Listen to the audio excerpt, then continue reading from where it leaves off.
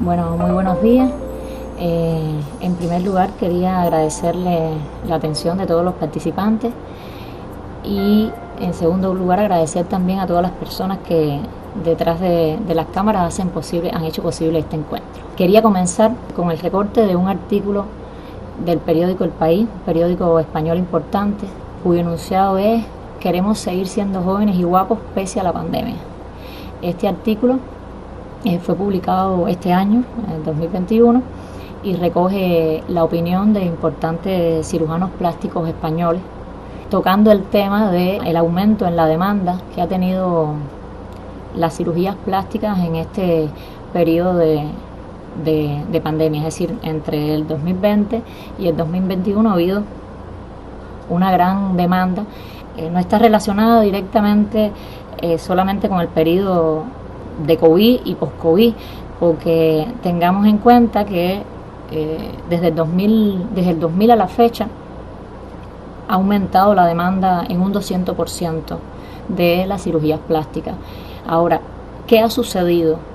¿Qué ha pasado? Que ha ocurrido este boom y se ha disparado la demanda. Bueno, según este artículo, una de las causas fundamentales es el ahorro que ha ocurrido en ciertas familias españolas, sabemos que no en todas, pero las que pudieron mantener una nómina y trabajar desde casa, al ocurrir un ahorro por concepto de actividades, es decir, de vida social, muchas personas han decidido cumplirse sus sueños de realizarse una cirugía plástica. Por otra parte, personas que por trabajo habitualmente viajaban frecuentemente, bueno, pues esta ha sido una etapa que les ha permitido, al permanecer en casa, hacer un reposo, un postoperatorio y un reposo adecuado. Otro elemento que se cita en el artículo, y yo le llamo el síndrome del nasobuco. El uso del nasobuco permite cubrir parte de la cara y por tanto disimular inflamaciones y cicatrices. Y por otro lado, el nasobuco también nos trae otro problema, y es que deja descubierto el tercio superior y por tanto muchas personas han hecho consciente el envejecimiento de esta zona del rostro, específicamente de la frente y de los ojos. Y un último elemento y muy importante lo sumó el teletrabajo. La posibilidad de trabajar desde casa ha producido una dismorfia por la distorsión que hace el lente de las cámaras del rostro y del cuerpo, y ha llamado la atención de las personas, es decir, ha hecho consciente este paso del tiempo, este envejecimiento en estos meses de pandemia, y ha aumentado más la demanda por esta razón. ¿En qué momento de la cirugía plástica estamos viviendo? Se hablan de 3 etapas importantes mencionadas por el presidente de la Sociedad Española de Cirugía Plástica. Una primera etapa en la cual la cirugía era bien notoria, es decir, se hacían cirugías con resultados muy llamativos, grandes estiramientos faciales y lamentablemente muchas veces hasta deformidades por esta razón. Una segunda etapa en la cual ya se opta por una cirugía más natural. Las pacientes quieren un look, quieren operarse, pero quieren un look no de cirugía, es decir, que no sea evidente. Y una tercera etapa en la cual nos encontramos, que es la de innovación tecnológica. En esta etapa, la ciencia se pone al servicio de la especialidad para lograr cirugía en el tiempo, es decir, de una recuperación mayor, brindarle a las pacientes seguridad, precisión y por supuesto el objetivo final que es lograr la belleza a la que aspiran nuestros pacientes. Bueno, con estos 2 elementos, el aumento de la demanda de la cirugía que ha ocurrido en el mundo a pesar de la pandemia, y el momento histórico que vive la especialidad, quería comenzar el tema que voy a compartir con ustedes hoy, que son los procedimientos mínimamente invasivos en cirugía plástica, es decir, la tecnología en función de nuestra especialidad. La que les habla, soy la doctora Lina Rosales, especialista del Centro Nacional de Cirugía de Mínimo Acceso.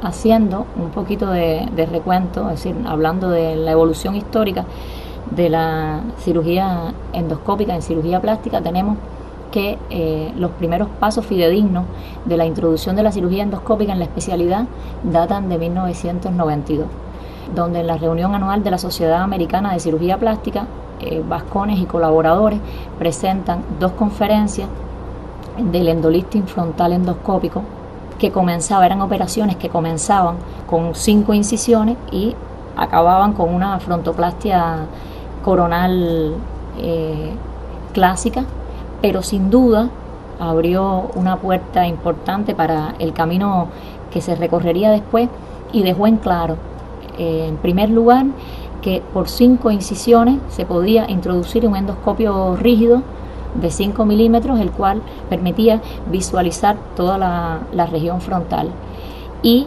trabajar desde el área, desde esta área, trabajar los músculos glabelar y el músculo frontal. Por otra parte, este despegamiento del cuero cabelludo permitía también, y esa fue otra de las conclusiones que trajo estas conferencias, reposicionar la frente en el lugar deseado.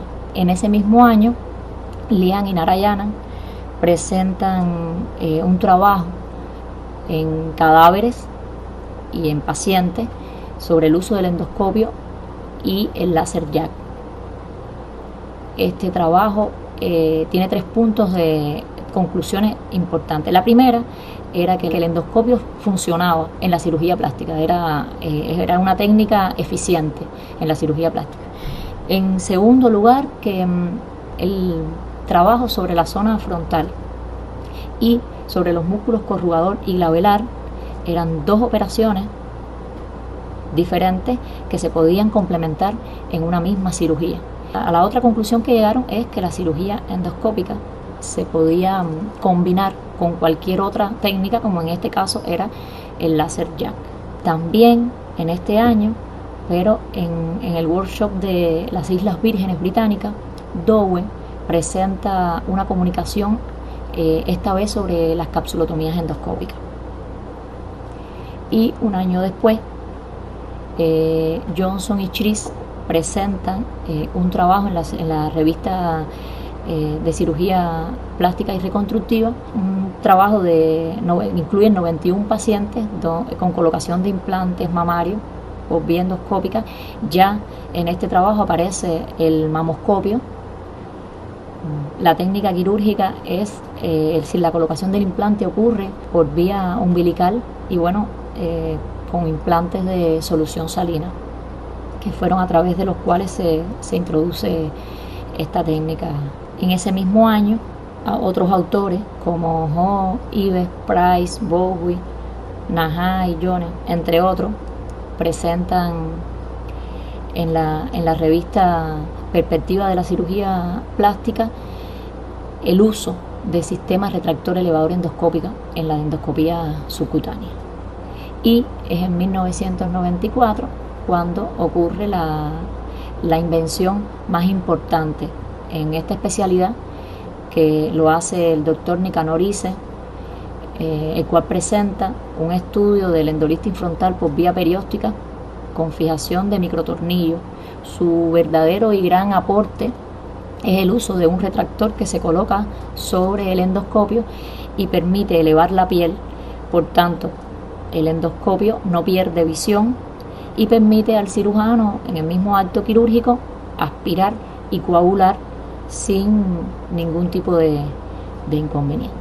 Terminando el tema de la evolución histórica de esta especialidad, vamos entonces a llegar a la actualidad. ¿Qué técnicas endoscópicas y mínimamente invasivas existen en cirugía plástica? Y los vamos a ir describiendo por zonas del cuerpo. En cuanto a la cirugía de mama, tenemos la mastoplastia aumentativa transaxilar, las mastoplastias aumentativas umbilical, las capsulotomías y las capsulectomías, el recambio de prótesis, la ginecomastia y la reconstrucción mamaria con o sin expansión tisular. En la cirugía del abdomen tenemos la abdominoplastia endoscópica, que después hablaremos, y bueno, la lipoaspiración o la lipoinyección, que son de uso habitual en nuestras áreas quirúrgicas. Tenemos también que en la cirugía de miembro podemos usarla en la colocación de prótesis de gemelo, en la liberación del retináculo flexor del carpo y en el colgajo de latísimos dorsi para la reconstrucción microquirúrgica elevado con endoscopía. Y dejo de último la cirugía en la que más uso tiene la cirugía endoscópica, que es la cirugía facial.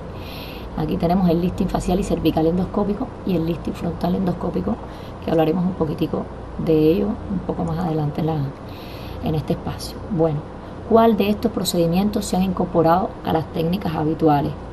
¿Cuál utilizamos habitualmente en nuestro trabajo? En primer lugar, la mastoplastia aumentativa por vía axilar. Esta técnica, y vemos las imágenes, en la cual primeramente podemos ver parte del instrumental que les iré comentando.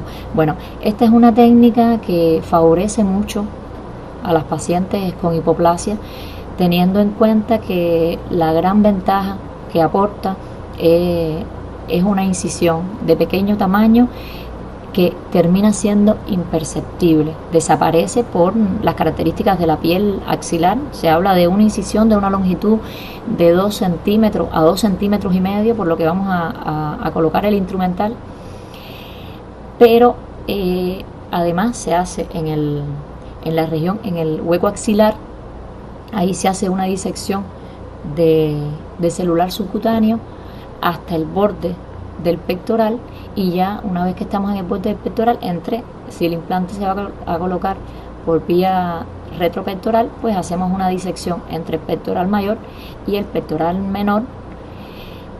Introducimos el endotubo, este instrumental que están viendo ahí, al cual se le coloca el endoscopio y a través del cual también se coloca o penetra el disector en forma de palo de hockey, que es con el que vamos a hacer toda la disección roma del área.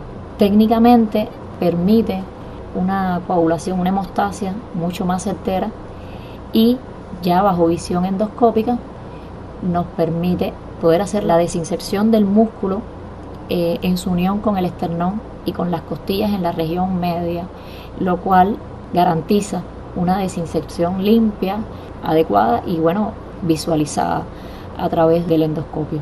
Sin duda, técnicamente la mastoplastia por vía axilar se puede hacer, es decir, se pueden usar implantes tanto de solución salina, que lógicamente los primeros estudios utilizaban esto, son mucho más cómodos. Se utiliza el implante de forma enrollado como cigarrillo en la punta de este endoscopio y se guía hasta ya el área que hemos preparado para colocar el implante, y bueno, y luego se instila de solución salina, y una vez que ya el implante esté completamente instilado de su solución salina, bueno, pues entonces con el endoscopio podemos revisar toda la cavidad. Pero no solo podemos utilizar implantes de solución salina, se pueden utilizar también los implantes de gel de silicona, teniendo en cuenta que el instrumental está diseñado para crear un efecto de casa de campaña que permita la introducción del mismo. Eso sí, nos permite un volumen limitado, se dice que hasta 600 cc, es decir, implantes de 600 mililitros, 600 cc podrían utilizarse por esta vía.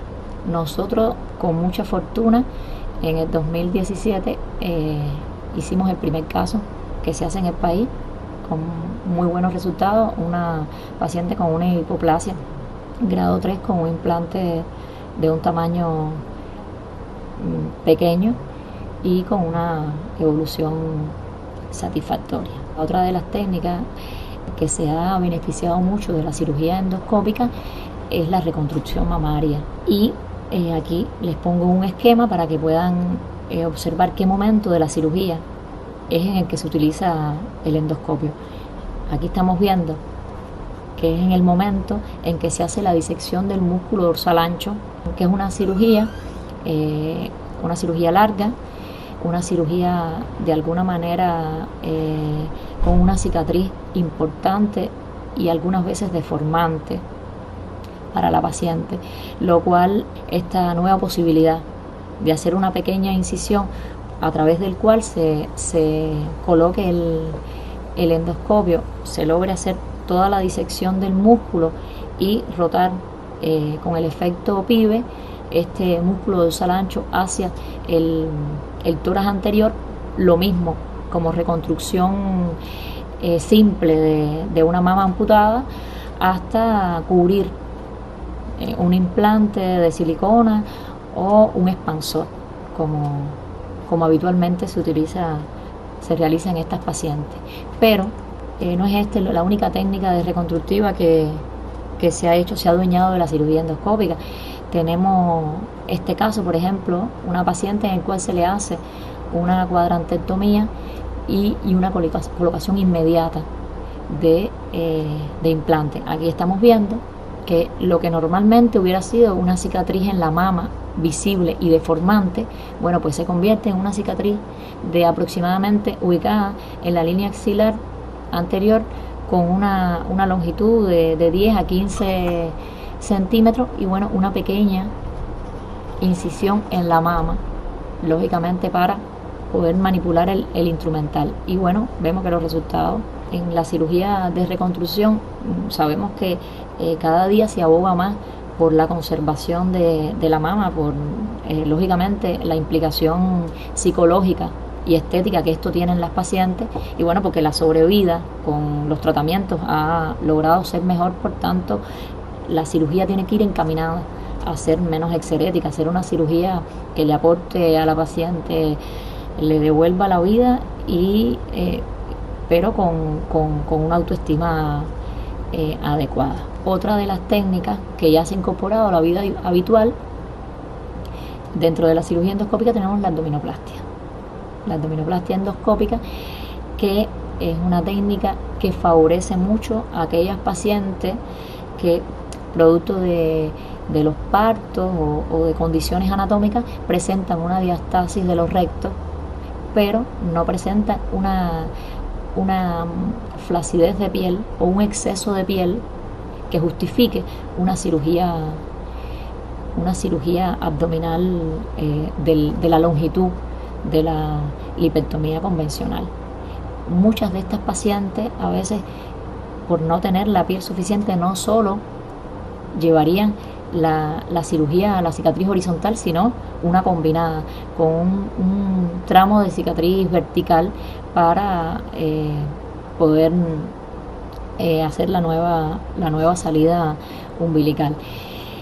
Nosotros en el 2019, bueno, pues hicimos la primera abdominoplastia endoscópica en nuestro centro, en una paciente morena, la cual quirúrgicamente presentaba solamente una incisión suprapúbica de 5 centímetros y bueno, los puertos para poder hacer toda la disección, que se habla de 5 a 10 centímetros laterales a la línea media. Se despega todo el área, se desinserta el ombligo si la diastasis ocupa toda la cavidad abdominal, y bueno, pues se hace aplicatura.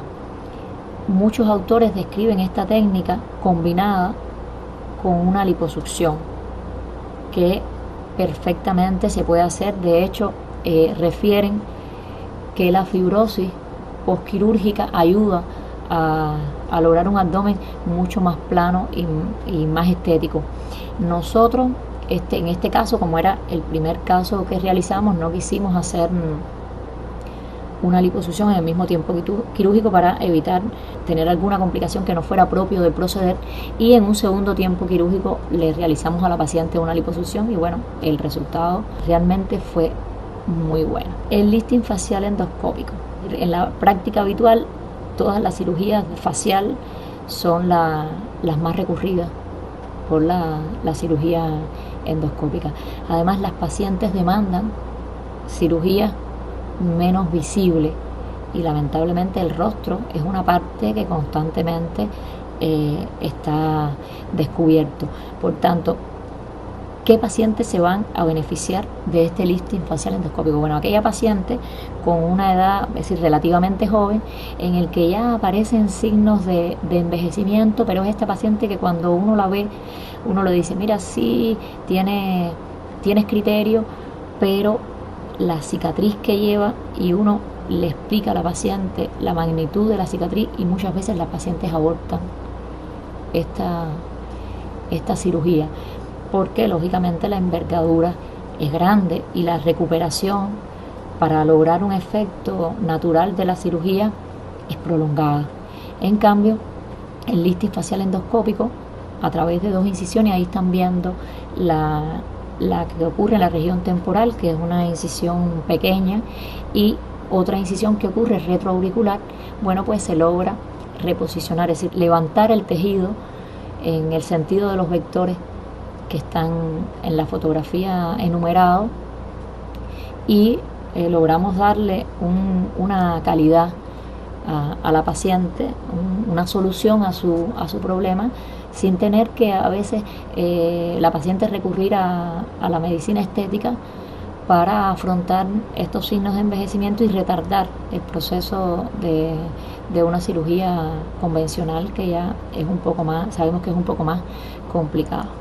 Y bueno, la frontoplastia endoscópica, que la dejé para último porque quiero conversar con ustedes nuestras experiencias con respecto a esta técnica, pero bueno, sí decir que es el caballo de batalla de la cirugía endoscópica en cirugía plástica. Sucede con esta técnica como la colecistectomía en el caso de la cirugía general.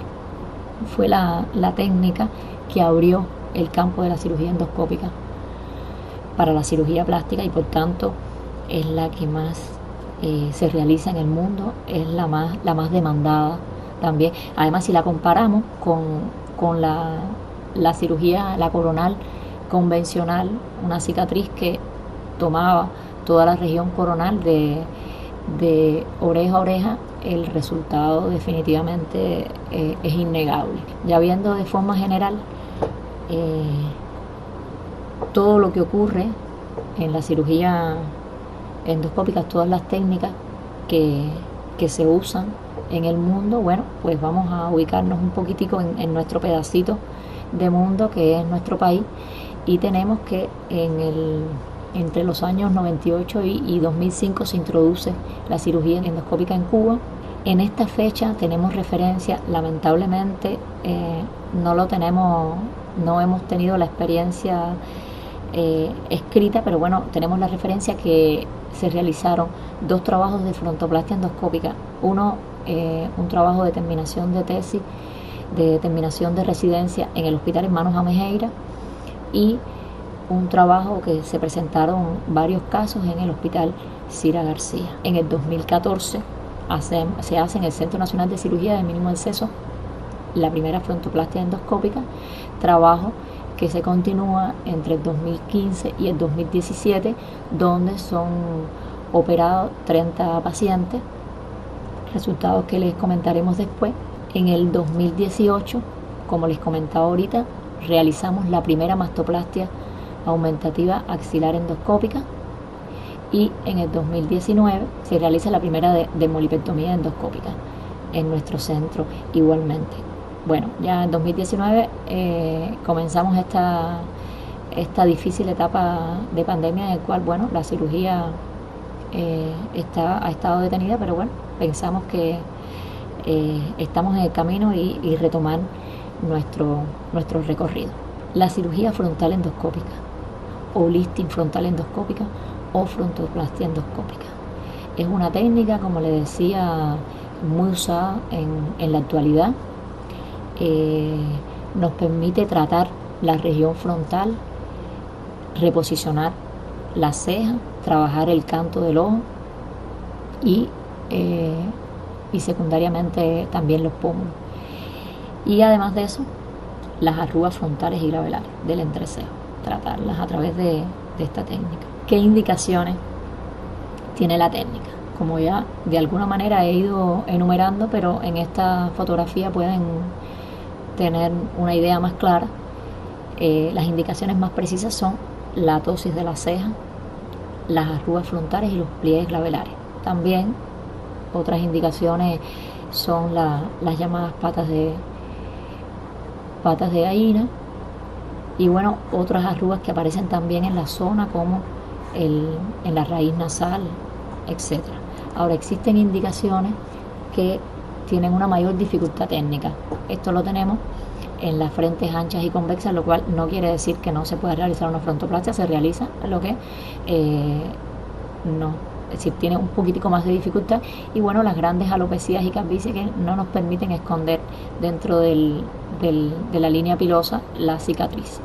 Y bueno, es opcional en el tema de indicaciones la frente muy ancha, porque técnicamente debieran llevar un estrechamiento, y las arrugas cutáneas muy marcadas, aunque los resultados en nuestro trabajo han sido realmente bastante buenos. Hablemos algo del instrumental, del lifting frontal endoscópico, porque nos enfrentamos ahora con esta técnica a instrumentos totalmente diferentes a los de la cirugía convencional. Les comentaba ahorita que el más importante de todo, aquí está en la foto que está en la esquina de la diapositiva, que es el endoscopio, que en el caso de la especialidad tenemos el endoscopio de 4 milímetros y de 10 milímetros, en dependencia de la zona en que se vaya a trabajar. El de 4 milímetros para la zona facial, para los lifting, y el de 10 milímetros, que es el que se utiliza, que es el llamado mamoscopio, se utiliza para mama y abdomen. Aquí tenemos dentro del instrumental también los disectores, el disector curvo, tenemos las endopinzas, las endotijeras, el resto de la bandeja quirúrgica necesaria para hacer la cirugía. Ahora, ya nos llegó la paciente, le hacemos el diagnóstico, tiene indicaciones, tenemos el instrumental. ¿Qué hacemos previo al acto quirúrgico? Pues bueno, hacemos el marcaje de la misma manera que lo hacemos en la cirugía convencional. ¿Cómo marcamos la región frontal? Bueno, primero, esta cirugía, como le he dicho en varias ocasiones, se realiza a través de 5 incisiones, 3 de las cuales van a estar de forma perpendicular, y 2, las de las regiones temporales, van a estar paralelas a la línea de implantación del cabello. Primeramente hacemos trazamos la línea media, y a partir de ahí hacemos el primer marcaje. Estas incisiones van a tener una longitud de 1 centímetro a 1,5 centímetros, y entre ellas, entre esta primera central y las laterales, van a mediar un espacio de aproximadamente 5 centímetros. Ahora, ¿cómo marcamos cómo hacemos el marcaje de la que va a ser la incisión temporal? Bueno, se pasa una línea imaginaria que viene desde el borde del ala nasal, desde el ala nasal hasta el borde de la ceja, y ahí donde este punto imaginario se une con la línea de implantación del cabello, pues 2 centímetros hacia adentro colocamos una incisión que es un poco más prolongada que las anteriores, de 2 a 2,5 centímetros, que nos va a permitir trabajar el área temporal y bueno, hacer las fijaciones que después le vamos a explicar. Hacemos el marcaje, y es muy importante, de la posición que debe tener el nervio supratroquear y el supraorbitario, que se dice que a partir de la línea media el supratroquear debe tener una distancia de 1,7 centímetros y el supraorbitario de 2,7. Pero además de eso lo hacemos coincidir con la literatura que ubica el supraorbital en línea media con la pupila. Ya una vez que tenemos el marcaje hecho, bueno, pues aquí les he sombreado en rojo y en morado el área que trabaja esta técnica, y son 2 áreas, porque esta área, es decir, la morada, el espacio es entre la fascia superficial y profunda, y este es el espacio que vamos a trabajar en profundidad, es decir, subcaliar. ¿Qué anestesia utilizamos? Muchos colegas en el mundo ya realizan esta cirugía con anestesia local y sedación. Nosotros, en nuestro trabajo, que como bien les he explicado, ha sido curva de aprendizaje, también hemos utilizado la cirugía, preferimos la cirugía general, teniendo en cuenta que el tiempo quirúrgico todavía inicialmente no lo teníamos bien calculado. Y bueno, se hace una infiltración de lidocaína al 1% con adrenalina al 1 en 300.000 disuelto en 200 mililitros de solución salina. Esto se infiltra en toda la región frontal y nos permite un campo quirúrgico más limpio, una adecuada hemostasia y cierto grado de disección que va haciendo la misma infiltración. Realizamos entonces de 4 a 5 incisiones, y decimos de 4 a 5 porque hay autores que ya realizan la frontoplastia sin hacer la incisión central, es decir, por solamente 4 incisiones, ya le digo, buscando la mayor estética posible. Y bueno, nuevamente en esta diapositiva el área subgaliar, a través del cual, si comenzamos disecando esta área con un disector, esta área nos va a permitir ocupar toda la región frontal. Cada incisión se va comunicando con el área lateral hasta llegar a la región frontal y a 1/3 de la línea distal de la región orbicular. ¿Por qué? Porque aquí tenemos la emergencia de los nervios y esta parte la vamos a hacer bajo visión totalmente endoscópica para evitar lesionar estas terminaciones nerviosas. Aquí una visión endoscópica de esta área, cómo se ve. Estos son casos, fotografías tomadas de nuestros casos. Aquí uno de los disectores, el supraorbitario, el nervio supraorbitario, cómo se ve bajo visión endoscópica. Y bueno, la almohadilla grasa o retroorbicular, el llamado RUF, que es el límite a nivel del reborde orbitario hasta donde va a llegar nuestra disección. Esto, la liberación de esta almohadilla, de este RUF, es lo que nos va a permitir ir liberando toda la región de la ceja y poder hacer en un último tiempo de la cirugía esto que están viendo, que es la tracción, que no es otra cosa que la nueva posición que va a adquirir esta ceja en el contorno facial. Hacemos una tracción seguida de entonces la fijación. Muchos autores describen la fijación usando microláminas y microtornillos. Otros se decantan por la fijación con sutura, tal y como hacemos nosotros, es decir, que hemos utilizado la sutura para fijar de la fascia temporal profunda, es decir, se hace una fijación a la fascia temporal superficial y mantiene esta postura que hemos logrado en la técnica quirúrgica, en la nueva postura de la ceja. Pues bueno, esta fijación permite que el resultado se mantenga en el tiempo. ¿Cuáles fueron nuestros resultados con esta técnica realizada en el centro? Bueno, operamos 30 pacientes en el periodo entre el 2015 y el 2017 con el diagnóstico de etosis de la ceja, arrugas frontales y labelares y flacidez palpebral, teniendo en cuenta que dentro del proceso de envejecimiento la flacidez palpebral es uno de los signos que aparece más tempranamente. Es decir, es una de las técnicas que se va a combinar con la frontoplastia endoscópica, la blefaroplastia. Es casi que un cliché. Y estos pacientes fueron revisados durante un año. La edad promedio fueron 52 años. De ellos 27 fueron mujeres y 3 hombres, con un tiempo quirúrgico promedio de 90 minutos, empezando por un tiempo quirúrgico más prolongado, como les decía. Bueno, al hacer los primeros casos, lógicamente íbamos mucho más lentamente. En el transcurso del tiempo, este tiempo quirúrgico se redujo prácticamente a la mitad de los inicios. Es decir, las últimas pacientes ya logramos un tiempo quirúrgico de 40-45 minutos y a veces menos. Y lo mismo sucede con la estadía hospitalaria. Ingresábamos inicialmente a las pacientes para poder constatar cómo ocurría la recuperación inmediata, cuáles eran las posibles complicaciones, pero viendo que es una cirugía que la paciente se recuperaba muy rápido, con una poca incidencia de complicaciones, pues bueno, terminamos haciendo ambulatorio todos nuestros casos. Y de ellos, bueno, por estas cosas que les estoy planteando, los resultados fueron satisfactorios en un 96,4% de los casos.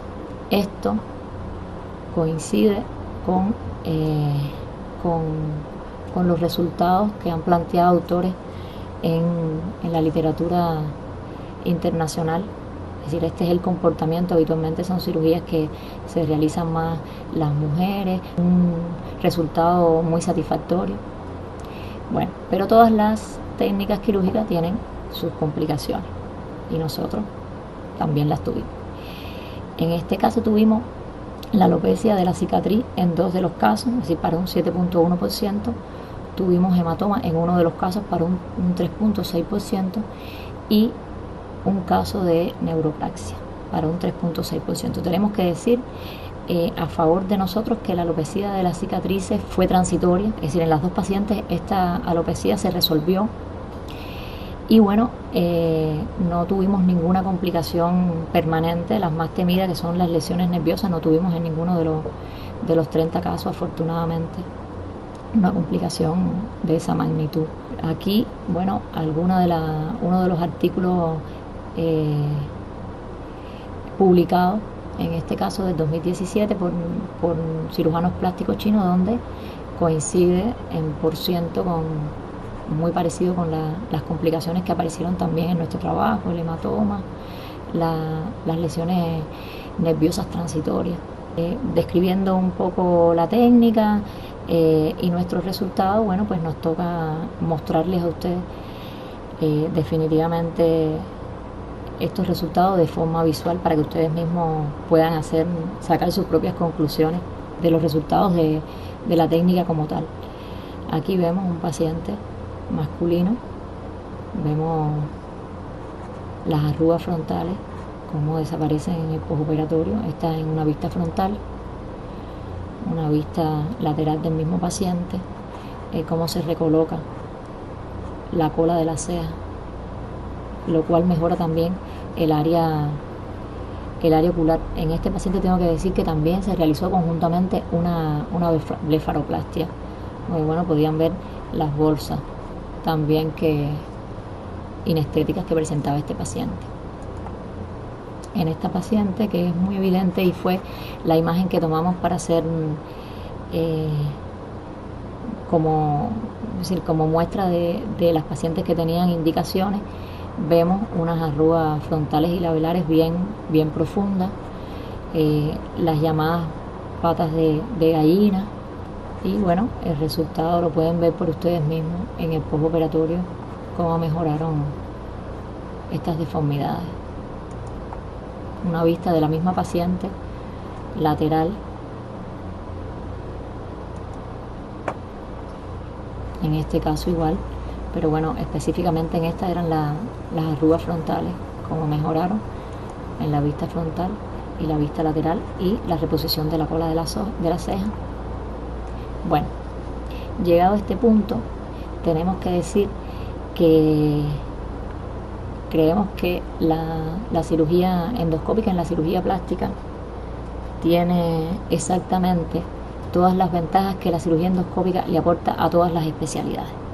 Y aquí tenemos las menores incisiones, que para nosotros son de gran importancia. Recuerden que el resultado de nosotros en gran medida depende de las cicatrices no evidentes, y por tanto esta cirugía lo que más nos aporta es son cicatrices más pequeñas, el menor periodo de convalecencia, la menor morbilidad, los menores trastornos sensitivos, y bueno, una mayor recuperación, una recuperación más rápida, y una mejor aceptación por parte del paciente, por supuesto, por los resultados. Ahora, ¿qué desventaja encontramos en las técnicas endoscópicas? Bueno, en el caso de la frontoplastia, la dificultad para estabilizar la posición lateral de la ceja, y por supuesto al tener una menor exposición del área para el control del sangrado. Eso sí, hay que aclarar que la visión endoscópica, al magnificar la imagen, produce una cirugía más exangüe. Es verdad que el campo a la hora de poder controlar el sangrado es más dificultoso, pero definitivamente el sangrado durante la cirugía es menor en estas técnicas.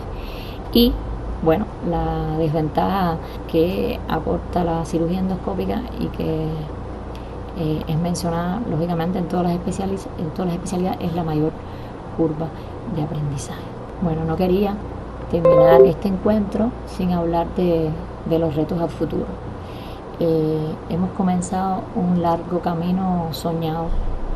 Primero, introducir técnicas que no se realizaban en el país, que nunca se han hecho, y otras como la frontoplastia que no se realizan en otros hospitales, introducirla y desarrollarla. Ahora nos toca motivar con espacios como este a otros colegas a que realicen, es decir, a que incluyan la cirugía endoscópica dentro de su práctica habitual, a los educandos que se están formando, bueno, que adquieran la necesidad de aprender estas técnicas, y nosotros, bueno, seguirla desarrollando, perfeccionando. Nos toca dentro de este camino introducir el lifting facial endoscópico. Eso entra dentro del camino soñado, pero bueno, estamos más cerca. Ya tenemos dentro de la región anatómica ya una experiencia en el tercio superior, por tanto el implementar esta nueva técnica nos va a ser, creemos que mucho más fácil. Y bueno, esa meta para todo cirujano endoscopista, que es la robótica, teniendo en cuenta que nuestra especialidad es de las últimas que llegó a la cirugía endoscópica. Bueno, parece una meta más lejana, pero esta imagen que ustedes ven en la esquina derecha es una frontoplastia realizada, la primera y única frontoplastia realizada por un Da Vinci, realizada por cirujanos plásticos rusos, lo cual nos demuestra que aunque el camino sea largo y difícil, no es imposible. Bueno, hasta aquí este espacio. Muchas gracias a todos y que tengan muy buen día.